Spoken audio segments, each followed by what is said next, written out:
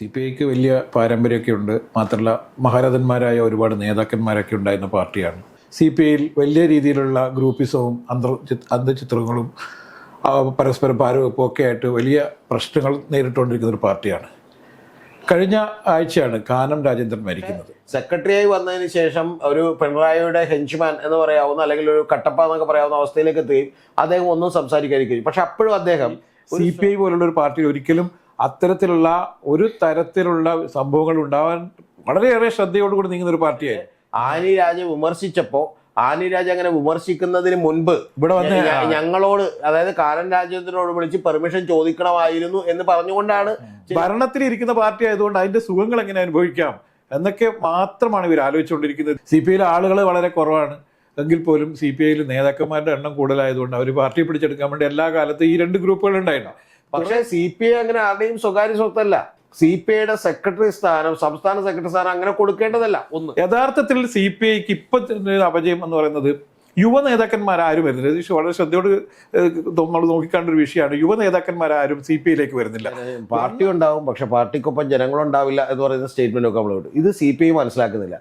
ആജ്ഞാനുവർത്തികളായിട്ടുള്ള കുറച്ചുകൂടി വ്യക്തമായി പറഞ്ഞാൽ നമ്മുടെ അടിമകളായിട്ടുള്ള കുറച്ച് ആളുകളെ കൃത്യമായി മന്ത്രിയാക്കി വെക്കുകയും ചെയ്തു. ഇതൊരു നാച്ചുറൽ ഡെത്തിലേക്കാണ് LDF പോകുന്നത്.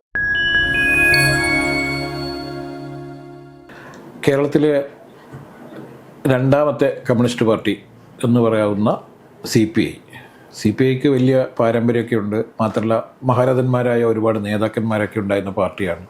പൊതുവെ ജനങ്ങൾക്ക് ഏറ്റവും നല്ല നേതാക്കന്മാരൊക്കെയുള്ള പാർട്ടിയാണെന്നായിരുന്നു വിശ്വസിച്ചിരുന്നത്.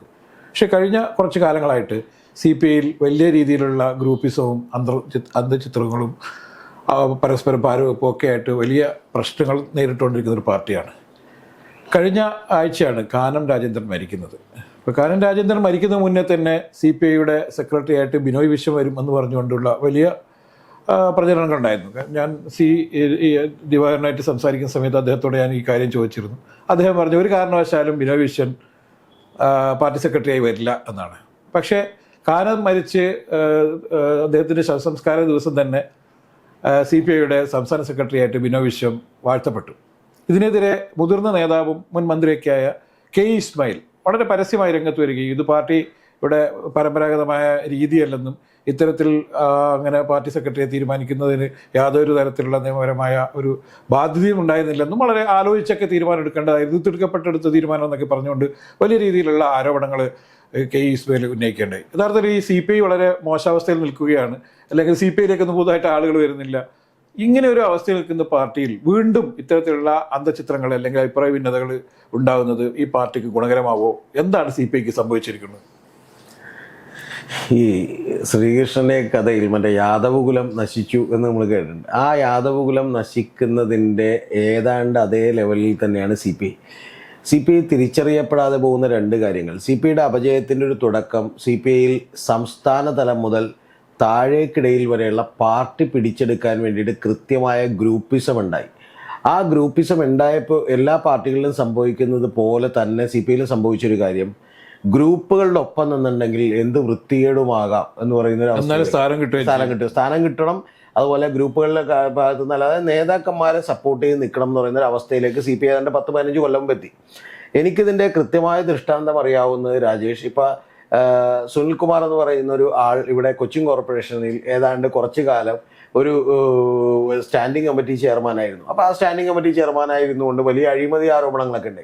നമ്മൾ ശ്രദ്ധിച്ചു നോക്കിയിട്ടുണ്ടെങ്കിൽ കാണാം, CPIയുടെ തലമുതിർന്ന നേതാക്കന്മാർ വലിയ അഴിമതി ആരോപണങ്ങളൊന്നും നേരിടാതിരുന്ന കാലത്ത് പോലും CPIയുടെ സാധാരണ അല്ലെങ്കിൽ ഒരു മിഡിൽ മാനേജ്മെന്റ് എന്ന് പറയാവുന്ന നേതാക്കന്മാരെല്ലാം അഴിമതി ആരോപണങ്ങൾ നേരിടുകയും വലിയ സാമ്പത്തികമായിട്ടുള്ള ക്രയവിക്രയങ്ങൾക്ക് ഇടയാവുകയും ചെയ്യും. അതിനിടയിൽ ഒരു കൂട്ടിച്ചേർക്കുക, ഇവിടെ കൊച്ചിയിൽ തന്നെ എറണാകുളം ജില്ലാ സെക്രട്ടറി ആയിരുന്ന രാജു, അദ്ദേഹത്തെയൊക്കെ പിന്നീട് കാണാതെ അതിനുശേഷം ഈ പറയുന്ന ഏത് വിധേനയും പാർട്ടി പിടിച്ചെടുത്താൽ മതി എന്ന് പറയുന്ന ഒരു കാര്യത്തിലേക്ക് വന്നു.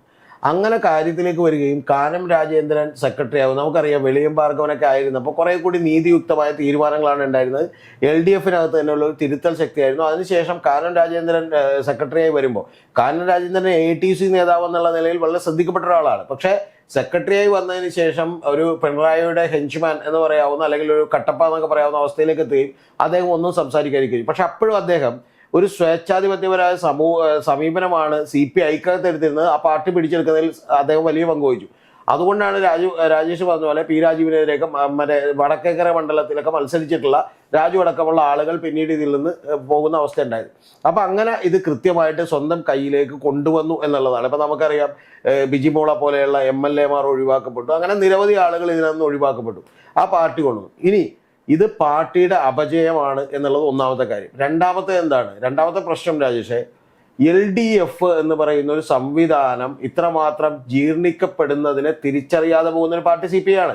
CPI അതിൽ നിന്ന് മനസ്സിലാക്കേണ്ട ഒരു കാര്യം, CPI ആണെങ്കിലും നേരത്തെ ബംഗാളിൽ ഫോർവേഡ് ബ്ലോക്ക് ആണെങ്കിലും പരയുള്ള പാർട്ടികൾ, ഫോർവേഡ് ബ്ലോക്ക് അവിടുത്തെ സെക്കൻഡ് ലാർജസ്റ്റ് പാർട്ടി ആയിരുന്നു CPM കഴിഞ്ഞതിന് ശേഷം. അപ്പോൾ അവരൊക്കെ എങ്ങനെ ഇല്ലാതായി എന്ന് ചോദിച്ചാൽ LDF CPM എന്ന് പറയുന്ന ഒരു പാർട്ടി അപജയത്തിലേക്ക് പോവുകയും അത് LDFനെ മൊത്തത്തിൽ അപജയത്തിലേക്ക് കൊണ്ടുപോവുകയും ചെയ്തപ്പോൾ എന്ത് പറ്റി?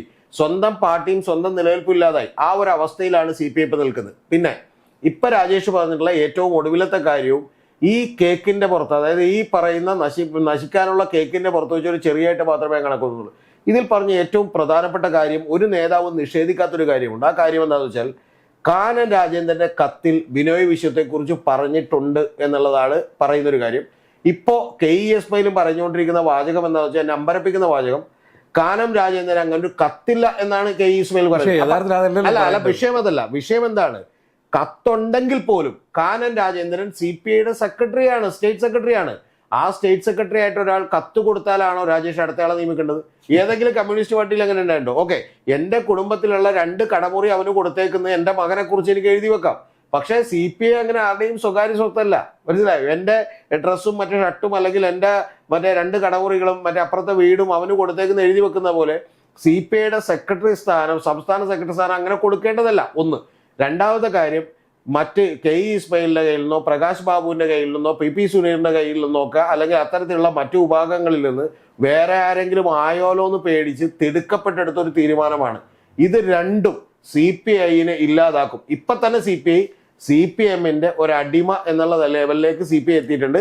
CPI അറിയാതെ തന്നെ നേരത്തെയുള്ള ഒരു ബുദ്ധിജീവി സമൂഹത്തിനകത്തോ അല്ലെങ്കിൽ കുറെ കൂടി അറിയുകയും വായിക്കുകയും ചെയ്യുന്ന ആളുകൾക്കകത്തോ ഒക്കെ തന്നെ CPI എന്ന് പറയുന്ന ഒരു വേറിട്ട പാർട്ടിയാണ് എന്ന് പറയുന്ന ഒരു റെസ്പെക്ട് ഉണ്ടായിരുന്നു. അത് തകർന്ന് തരിപ്പണമായി കഴിഞ്ഞു. എല്ലാ കാലത്തും എല്ലാ പാർട്ടികളും നശിച്ചിട്ടുള്ളത് ആദ്യം അവരുടെ ആശയപരമായ അടിത്തറ തകരും, രണ്ടാമത്തേത് അവരുടെ വിശ്വാസ്യത തകരും, മൂന്നാമത്തേത് ഒരു നാച്ചുറൽ ഡെത്ത് സംഭവിക്കും എന്നുള്ളതാണ്. അതിലേക്കാണ് CPI പോയിക്കൊണ്ടിരിക്കുന്നത്. നമുക്കറിയാം, ഇപ്പോൾ കാനൻ രാജേന്ദ്രൻ ഇവിടെ പാർട്ടി സെക്രട്ടറി ആയിരുന്ന സമയത്ത് തന്നെ ദേശീയ സെക്രട്ടറിയായ രാജയെ അതിനിശിതമായ ഭാഷയിൽ വിമർശിക്കുന്ന നമ്മൾ കണ്ടു. ആനി രാജയ്ക്കെതിരെ വ്യക്തിപരമായി തന്നെ അതിക്രമം, വലിയ രീതിയിൽ അധിക്ഷേപങ്ങൾ നടത്തുന്ന നമ്മൾ കണ്ടു. എന്നിട്ടൊന്നും സംഭവിച്ചിട്ടില്ല. ഈ നേരത്തെ ആയിരുന്നെങ്കിൽ CPI പോലുള്ള ഒരു പാർട്ടിയിൽ ഒരിക്കലും അത്തരത്തിലുള്ള ഒരു തരത്തിലുള്ള സംഭവങ്ങൾ ഉണ്ടാവാൻ വളരെയേറെ ശ്രദ്ധയോടുകൂടി നീങ്ങുന്ന ഒരു പാർട്ടിയായിരുന്നു. ഇന്നതല്ല സ്ഥിതി. അല്ല, CPMും CPIക്കും പറ്റിയിട്ടുള്ള ഏറ്റവും വലിയ അപജയം എന്ന് പറയുന്നത് സംസ്ഥാന സെക്രട്ടറി അഖിലേന്ത്യാ സെക്രട്ടറിയുടെ മുകളിലാകുന്ന ഒരു അവസ്ഥ ഓട്ടോമാറ്റിക്കലി വന്നു. നമുക്ക് നേരത്തെ അങ്ങനെ ഒരു പാർട്ടിയെ കുറിച്ച് അറിയാവുന്നത് മുസ്ലിം ലീഗാണ്. അതായത് അഖിലേന്ത്യാ പ്രസിഡന്റ് തീരുമാനിക്കുന്നത് പാണക്കാട് സംസ്ഥാന പ്രസിഡന്റാണ്. അപ്പൊ സംസ്ഥാന പ്രസിഡന്റും മുസ്ലിം ലീഗിന്റെ മലപ്പുറം ജില്ലാ പ്രസിഡന്റും ഒക്കെ കൂടിയിരുന്നാണ് അഖിലേന്ത്യാ പ്രസിഡന്റ് തീരുമാനിക്കുന്നത്. ഇപ്പൊ പ്രകാശ് കാരാന്റെ അവസ്ഥ അതാണ്. ഇപ്പൊ നേരത്തെ പറഞ്ഞ D. രാജയുടെ അവസ്ഥ അതാണ്. ഇനി രണ്ടാമതൊരു കാര്യം രാജേഷ് കൃത്യമായി നമ്മൾ പറയേണ്ട ഒരു കാര്യം, D. രാജയ്ക്കെതിരെയും ആനി രാജയ്ക്കെതിരെയും ഒക്കെ വിമർശനം നടത്തി എന്തിനാണ്? ഒരു ആശയപരമായ കാര്യത്തിന് പുറത്തല്ല. പകരം ഇവിടെ പിണറായി വിജയൻ ഗവൺമെന്റ് എടുക്കുന്ന ഗവൺമെന്റ് നിലപാടുകൾക്കെതിരെ, പോലീസിന്റെ കാടത്തത്തിനെതിരെ, പോലീസ് പെരുമാറുന്നതിനെതിരെ ആനി രാജ വിമർശിച്ചപ്പോ ആനി രാജ അങ്ങനെ വിമർശിക്കുന്നതിന് മുൻപ് ഞങ്ങളോട്, അതായത് കാനൻ രാജേന്ദ്രനോട് വിളിച്ച് പെർമിഷൻ ചോദിക്കണമായിരുന്നു എന്ന് പറഞ്ഞുകൊണ്ടാണ് ശരിക്കും കാനൻ രാജേന്ദ്രൻ തിരിച്ച് അതിനിശ്ചിതമായി വിമർശിച്ചത്, വളരെ മോശപ്പെട്ട രീതിയിലുള്ള കമന്റുകൾ നടത്തിയത്.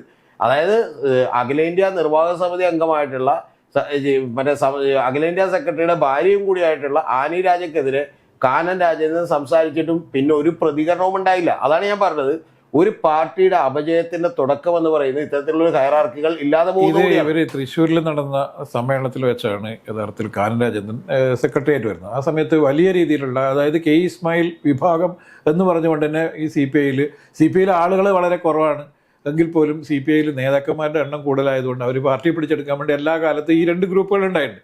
കുറേ ദീർഘകാലമായിട്ട് K. ഇസ്മായിലിൻ്റെ നേതൃത്വത്തിൽ വലിയ രീതിയിലുള്ള ഇത്തരത്തിലുള്ള ശ്രമങ്ങൾ നടക്കുകയും അത് പലപ്പോഴും ഇത്തരത്തിൽ നടക്കാതെ വരികയും ഇസ്മായിലിൻ്റെ ആഗ്രഹങ്ങൾ നടക്കാതെ വരികയും ചെയ്യും. പിന്നീട് സംഭവിച്ചതാണ്, പ്രായപരിധി വെച്ചിട്ട് കുറേ ആളുകളെ വെട്ടി. പിന്നെയാണ് സി ദിവാകരനൊക്കെ പാർട്ടി സെക്രട്ടറി ആവാൻ വേണ്ടിയിട്ട് എല്ലാ തരത്തിലുള്ള ഡ്രസ്സൊക്കെ തയ്പ്പിച്ച് വെച്ച സമയത്താണ് സി ദിവാകരനെ പാർട്ടിയിൽ ഈ പ്രായപരിധി കൊണ്ടുവന്നിട്ട് ഇദ്ദേഹത്തിനെ ഇല്ലാതാക്കുന്നത്. അദ്ദേഹത്തിന് ജൂനിയറായ കാനം പിന്നീട് പാർട്ടി സെക്രട്ടറി ആയിരുന്നു, അത് തുടർന്ന് പിന്നെയും പാർട്ടി സെക്രട്ടറി ആവുന്നു ഒക്കെ ചെയ്തു. അപ്പം പന്ന്യൻ രവീന്ദ്രനെയൊക്കെ അല്ലെങ്കിൽ പ്രകാശ് ബാബുവിനെയൊക്കെ പാർട്ടി സെക്രട്ടറി ആക്കുമെന്നാണ് നമ്മൾ കരുതിയിരുന്നത്. പക്ഷേ എല്ലാ പാർട്ടിക്കാരുടെയും ആഗ്രഹങ്ങൾ എല്ലാ കാലത്തും നടപ്പിലാക്കണം എന്ന് വിചാരിക്കുന്നത് ശരിയല്ലെങ്കിൽ പോലും സി ദിവാകരന് പാർട്ടി സെക്രട്ടറി ആവാൻ കഴിഞ്ഞില്ല പ്രായപരിധി വെച്ചിട്ട്. ഇപ്പോൾ അദ്ദേഹത്തിനോട് ഞാൻ ചോദിച്ചിട്ടുണ്ട്, ഈ പ്രായപരിധി മാത്രമാണോ എന്ന് ചോദിച്ചാൽ പറഞ്ഞു, ഈ പ്രായപരിധി അല്ല, ഓരോ ആളുകളെ ഒഴിവാക്കാൻ വേണ്ടി ചില തന്ത്രങ്ങൾ ഉണ്ടാക്കുന്നു, അത്ര മാത്രമേ ഉള്ളൂ. യഥാർത്ഥത്തിൽ സി പി ഐക്ക് ഇപ്പം അപജയം എന്ന് പറയുന്നത് യുവ നേതാക്കന്മാരാരും വരുന്നില്ല. ഇത് വളരെ ശ്രദ്ധയോട് നമ്മൾ നോക്കിക്കാണ്ട ഒരു വിഷയമാണ്. യുവ നേതാക്കന്മാരാരും സി പി ഐയിലേക്ക് വരുന്നില്ല, വന്നവർക്ക് ചാൻസ് കിട്ടുന്നില്ല. അപ്പോൾ പാർട്ടി വളരുന്നത് എങ്ങനെയാണ്? എല്ലാ ലെയറിലുള്ള ആളുകൾ കയറി വരുമ്പോഴാണല്ലോ ഈ പാർട്ടി വളരുള്ളൂ. ഇത് തീർന്നു പോലും ഒരു സമയത്ത്. അപ്പോൾ ഈ പാർട്ടിയെ ശക്തിപ്പെടുത്തുന്നതിന് വേണ്ടിയിട്ടുള്ള ശ്രമങ്ങളൊന്നും ഒരു നേതാവിൻ്റെ ഭാഗത്ത് ഉണ്ടാകുന്നില്ല. മറിച്ച് പാർട്ടി എങ്ങനെ പിടിച്ചെടുക്കാം, അതിൻ്റെ നേതൃത്വത്തിലേക്ക് എങ്ങനെ വരാം, ഭരണത്തിലിരിക്കുന്ന പാർട്ടി ആയതുകൊണ്ട് അതിൻ്റെ സുഖങ്ങൾ എങ്ങനെ അനുഭവിക്കാം എന്നൊക്കെ മാത്രമാണ് ഇവർ ആലോചിച്ചുകൊണ്ടിരിക്കുന്നത്. ഇത് യഥാർത്ഥത്തിൽ കേരള സമൂഹത്തിൽ വലിയ പ്രശ്നം കൂടിയാണ്. കാരണം ചില പ്രതീക്ഷകളുള്ള പാർട്ടികളിൽ ഒന്നാണ് സി പി ഐ എന്ന് പറയുന്നത്. ഈ അറബിക്കഥ സിനിമയിൽ ഒരു ഡയലോഗ് ഉണ്ട്, അതായത് പാർട്ടിയാണ് വലുത് എന്ന് പറയുമ്പോൾ പാർട്ടിയല്ല ജനങ്ങളാണ് വലുത് എന്ന് പറയുന്നത്. അല്ല, പാർട്ടി ഉണ്ടാവും, പക്ഷെ പാർട്ടിക്കൊപ്പം ജനങ്ങളുണ്ടാവില്ല എന്ന് പറയുന്ന സ്റ്റേറ്റ്മെന്റ് ഒക്കെ നമ്മൾ വിട്ടു. ഇത് സി പി ഐ മനസ്സിലാക്കുന്നില്ല. ഈ സി പി ഐയുടെ ഒരു യുവജന വിഭാഗവുമായിട്ട് എനിക്ക് വളരെ അടുത്ത ബന്ധമുണ്ടായിരുന്നു രാജേഷ്. ഞാൻ ഇപ്പം സഞ്ജിത്ത് എന്നൊക്കെ പറയുന്ന നേതാക്കന്മാരുമായി ഞാൻ നിരവധി തവണ സംസാരിച്ചുകൊണ്ടിരുന്നതാണ്.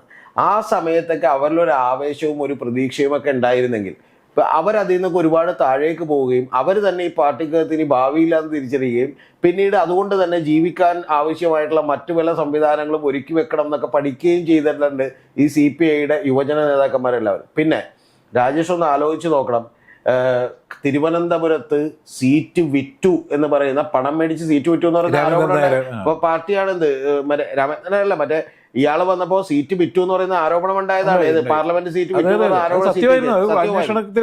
അല്ല ഒന്ന്. രണ്ടാമത്തത് ഇപ്പൊ സി പി ഐ കാണിച്ച ഏറ്റവും പ്രധാനപ്പെട്ട കാര്യം എന്താ? പ്രധാനപ്പെട്ട കാര്യം പിണറായി വിജയൻ എടുത്തിട്ടുള്ള അതേ തന്ത്രമാണ് കാനവും എടുത്തിട്ടുള്ളത്.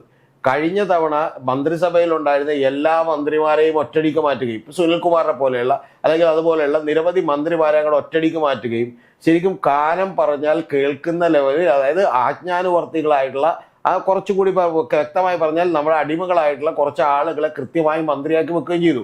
ആരാണ് അനിൽ? ആരാണ്? അതുപോലെ പി പ്രസാദ്. ഇപ്പൊ അനിലൊക്കെ എന്ന് പറഞ്ഞാൽ താരതമ്യേന ആ പാർട്ടിയിൽ വളരെ വളരെ താഴ്ന്ന ലെവലിലുള്ള താഴേക്ക് എന്ന് പറഞ്ഞാൽ താഴ്ന്ന ഘടകങ്ങളിൽ പ്രവർത്തിക്കുന്ന ഒരാളുകളാണ്.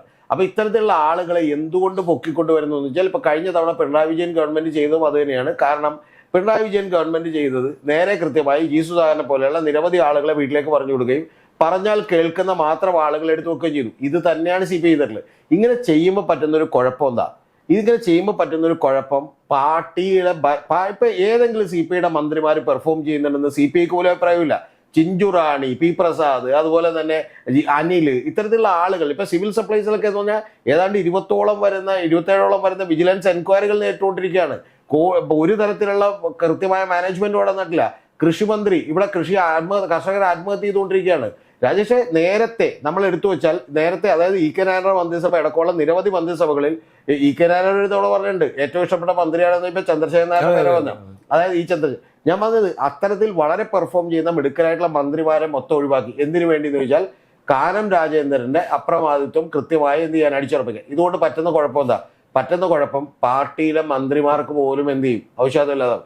ഇപ്പൊ ഇതിൽ നമ്മുടെ ജോസ് കെ മാണിയോ അല്ലെങ്കിൽ INL ഒക്കെ പോലെ തന്നെ പാർട്ടി മുന്നിൽ 4 മന്ത്രിമാരുണ്ട്. ആ മന്ത്രിമാർക്കിടയിൽ ചില ബോർഡുകളുണ്ട്, മന്ത്രിമാരുടെ പേഴ്സണൽ സ്റ്റാഫുകളുണ്ട്. ഇത്തരത്തിലുള്ള ചെറിയ ചെറിയ ലെവലിലേക്ക് മാത്രം ആ പാർട്ടി ചുരുങ്ങാണ്. അല്ല, കുറെ ആളുകളെ അക്കോമഡേറ്റ് ചെയ്യുന്നതിനപ്പുറം പാർട്ടി വളരണം എന്ന ആഗ്രഹമില്ലാത്ത നേതാക്കന്മാരാണ് ഈ തലപ്പത്ത്. പിന്നെ നേരത്തെ തന്നെ വിനോദ് MP രാജ്യസഭയിലേക്ക് പോകുന്നത് ദേശീയ തലത്തിൽ പ്രവർത്തിക്കാൻ വേണ്ടിയിട്ടാണ്. അപ്പോൾ ദേശീയ തലത്തിൽ പ്രവർത്തിക്കാനൊന്നും ഇല്ല. കാരണം ദേശീയ തലത്തിൽ CPI യുടെ പ്രസക്തി നഷ്ടപ്പെട്ടിരിക്കുന്നു.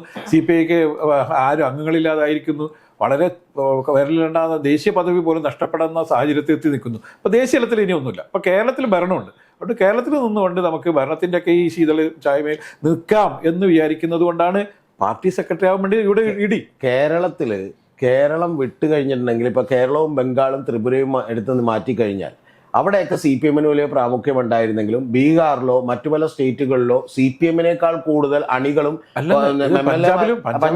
എംപിമാരുണ്ടായിരുന്ന MLA-മാരും MP-മാരും പാർട്ടിയാണ് CPI എന്ന് പറയുന്നത്. കുറച്ചും കൂടി ദേശീയ തലത്തിൽ അല്ല, അതാ പറഞ്ഞേ, ഈ 3 സ്റ്റേറ്റുകൾ ഒഴിച്ചു വെച്ചാൽ ബാക്കി ദേശീയ തലത്തിൽ കുറെ കൂടി CPM-നേക്കാൾ വലിയ പാർട്ടിയായിരുന്നു CPI.